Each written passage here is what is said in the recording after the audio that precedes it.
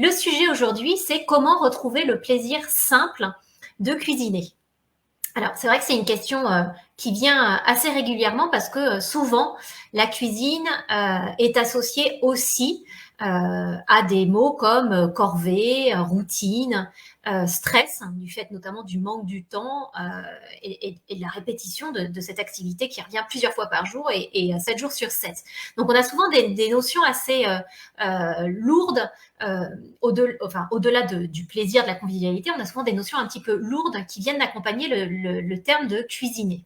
Donc, comment est-ce qu'on peut faire pour retrouver ce plaisir simple de cuisiner? Déjà, j'avais envie de vous donner un certain nombre de pistes, hein, mais je serais curieuse de connaître les vôtres, donc n'hésitez pas à les partager, surtout dans les commentaires. Première piste, qui me semble assez évidente, c'est déjà de cuisiner juste pour soi. C'est-à-dire de s'enlever la contrainte d'avoir un objectif de résultat, de s'enlever l'idée qu'on va cuisiner pour quelqu'un et d'être vraiment dans le plaisir de cuisiner uniquement pour soi. Donc, de se reconnecter finalement avec ce plaisir tout simple qui est d'assembler des ingrédients de telle sorte qu'ils soient agréables au goût. Puisque c'est ça, hein, cuisiner, ça n'est rien d'autre que ça, si on en croit la définition du Larousse, c'est d'accommoder des ingrédients de telle sorte qu'ils soient agréables au goût. Donc déjà, première piste à mon sens, c'est déjà de cuisiner uniquement pour soi et de s'enlever la contrainte de je cuisine pour quelqu'un d'autre parce que on est tous pareils. Quand on fait pour l'autre, on a cette pression qui tombe sur nos épaules, on a cette envie de bien faire, on a ces injonctions à réussir quelque chose, à avoir un résultat en particulier. Donc déjà, se dire qu'on va se mettre en cuisine uniquement pour soi, pour se mettre à l'écoute de ce dont on a envie soi, ça peut être une piste intéressante. Je ne sais pas si c'est quelque chose que vous pratiquez, mais je vous invite vraiment à regarder la cuisine sous cet angle un petit peu, alors certains diraient égoïste, moi je pense que c'est plus prendre soin de soi, et le soin de l'autre, ça commence déjà quand soi-même on est bien avec soi. Donc pour moi, c'est déjà un retour à soi et de s'octroyer ces temps de pause où l'on est, encore une fois, uniquement avec soi en cuisine. C'est la première piste qui me paraît indispensable. Deuxième piste, du coup, qui va évidemment dans la droite ligne de la première, c'est d'utiliser ce temps de retour et de reconnexion à soi pour se reconnecter avec ses 5 sens. La cuisine, c'est une activité qui est magique pour ça, qui est une des seules activités d'ailleurs, en tout cas la seule que je connaisse de la vie quotidienne où on est vraiment connecté aux 5 sens en temps réel et de façon concomitante, c'est-à-dire le goût bien sûr, mais aussi l'odorat, le toucher, l'ouïe et la vue. On a vraiment nos 5 sens qui sont sollicités et mobilisés. Et du coup, prendre le temps de se reconnecter à ça, prendre le temps aussi de ralentir, d'être vraiment attentif à ce qui se passe pour soi au niveau de ces sensations corporelles-là, ça peut vraiment permettre de tout simplement se déposer, se reconnecter avec cette part de soi et du coup prendre plus de plaisir à faire ce qu'on est en train de faire. C'est un côté méditatif, hein, évidemment. La cuisine, quand on prend le temps de la faire et de se reconnecter avec ses 5 sens, c'est vraiment quelque chose de méditatif parce que ça nous permet justement de ralentir et de nous reconnecter avec ce qui est en train de se passer dans notre corps. Donc, c'est une deuxième piste que je vous invite à utiliser.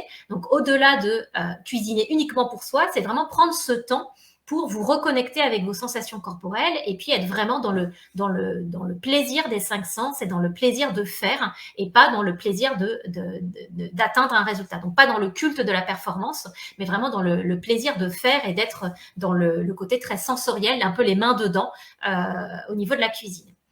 Troisième piste qui me paraît évidemment super intéressante également, c'est celle d'improviser. Ça rejoint un petit peu l'idée de faire sans objectif de résultat. Le fait de faire sans recette, ça va nous amener à lâcher prise. Ça va nous amener à nous faire confiance, à nous rendre compte que finalement on est capable de plein de choses, et qu'on n'a pas obligé de suivre une recette pour se faire plaisir en cuisine, et on va se rendre compte justement qu'on a déjà plein de ressources qu'on est capable de mobiliser et qu'on est déjà capable d'aboutir à des choses qui nous conviennent, voire même qui nous font plaisir grâce à la cuisine.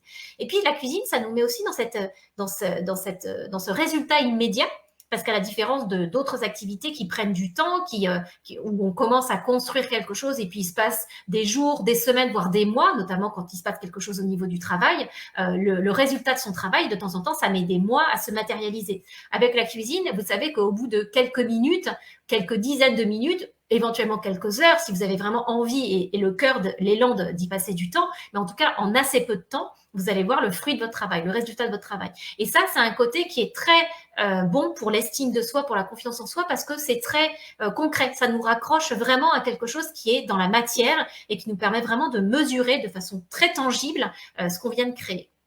Et puis, dernière petite truc que je vous donne, en plus de cuisiner juste pour soi, se reconnecter avec ses 5 sens et puis improviser en cuisine, moi, ce que j'ai envie de vous dire aussi, et c'est le propos évidemment de la cuisine thérapie, c'est d'utiliser les ingrédients comme une palette de peinture ou une palette de crayons de couleur pour exprimer quelque chose de soi, pour vraiment aller se demander comment je me sens là et comment j'ai envie d'aller le traduire dans l'assiette.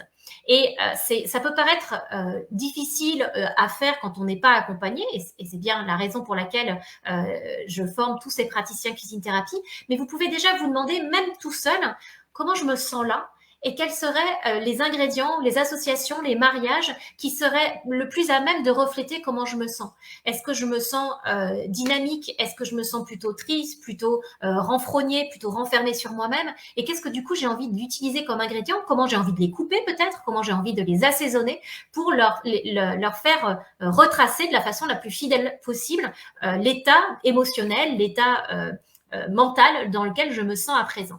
Et donc cette quatrième piste, qui est vraiment la piste de la cuisine thérapie à proprement parler, va vraiment vous permettre de vous retrouver en cuisine et d'utiliser cet instant comme un instant de reconnexion avec soi. Et c'est ça la magie finalement de la cuisine thérapie, c'est précisément d'utiliser quelques ingrédients pour venir se reconnecter avec ce qui est important pour soi à ce moment-là. Donc je serais curieuse de savoir ce que ça vous génère comme réaction. Alors Sophie dit moment trop rare de cuisiner uniquement pour soi quand on a une famille nombreuse. Alors ça, c'est sûr, Sophie, pour laquelle on cuisine au quotidien. Mais je rêve de ça, de cuisiner pour moi. Mais Sophie, moi, ce que je t'invite peut-être à faire, c'est d'ériger ça comme temps que tu vas t'accorder dans la semaine, des moments où peut-être tu es libre, entre guillemets, de ton compagnon et de tes enfants, et te dire que là, c'est uniquement un moment pour toi où tu vas pas prendre en compte toutes les considérations de manger sain, faire en sorte que tes enfants aient le meilleur menu possible, etc. Mais où tu vas juste te reconnecter à « mais moi, j'ai envie de quoi ?» Et tu vas te rendre compte peut-être que ça peut être difficile de savoir de ce dont on a besoin soi, parce qu'on n'est souvent pas amené à se poser ce genre de questions. Et en soi, c'est thérapeutique aussi de se demander « mais tiens, moi, si je devais me faire à manger là, juste pour moi, qu'est-ce que je ferais ?» Et puis après, c'est quelque chose aussi qui peut être érigé en règle de famille, sur un repas par exemple, de se dire bah là, il n'y a pas de cuisine collective, chacun se prépare son assiette et chacun fait en fonction de ce qu'il y a dans les frigos évidemment, dans les placards, et chacun prépare ce qu'il a envie de manger. Et ça peut permettre justement d'avoir un échange sympathique en famille pour essayer de comprendre bah, qui a eu envie de quoi et quel est le repas finalement idéal à ce moment précis, hein, parce qu'on parle bien de l'instant présent pour chacun des membres de la famille. Angela qui dit la cuisine est aussi pour moi un moment de connexion à moi. Alors ça je sais Angela, et puis toi en plus tu m'as souvent parlé de ton goût pour la cuisine et aussi de j'observe tes compétences culinaires, et donc c'est vrai que c'est un vrai moment. D'ailleurs compétences culinaires ou pas, c'est un moment pour se retrouver. Moi je sais qu'il y a quelques temps j'avais fait un atelier de cuisine thérapie pour une personne qui n'aimait pas cuisiner, pour qui c'était vraiment une corvée parce qu'elle était charge de famille, et qui me disait c'est la première fois que je me pose devant le four et que j'observe le gâteau monter. Et rien que cet état de ralentissement, cet état méditatif lui avait fait du bien parce qu'elle s'était octroyé cette pause, cette espèce de parenthèse dans sa vie quotidienne très très fournie pour justement se reconnecter avec elle-même. Sophie, je m'engage à prendre ce temps cette semaine. Super, Sophie, viens nous raconter comment ça se sera passé sous la vidéo. C'est vraiment hyper important et inspirant, je pense, pour les autres d'avoir ce genre de retour. Géraldine qui nous dit moi le plaisir d'assembler pour l'instant c'est prendre un bol, une cuillère et de le remplir de myrtilles. Ça me fait sourire rien qu'à l'idée de la pigmentation bleue. Je te comprends Géraldine, c'est vrai que les myrtilles c'est un petit talon d'Achille pour moi aussi. En tout cas voilà, je vous invite vraiment à vous connecter à ces 4 idées-là. Alors peut-être qu'il y en a certaines que vous pratiquez de façon régulière, voire peut-être même quotidienne, mais essayez voilà, de cuisiner juste pour vous, de vous reconnecter avec vos 5 sens quand vous cuisinez, d'improviser en cuisine et puis aussi de vous reconnecter avec une émotion et du coup d'utiliser les ingrédients comme une palette de peinture.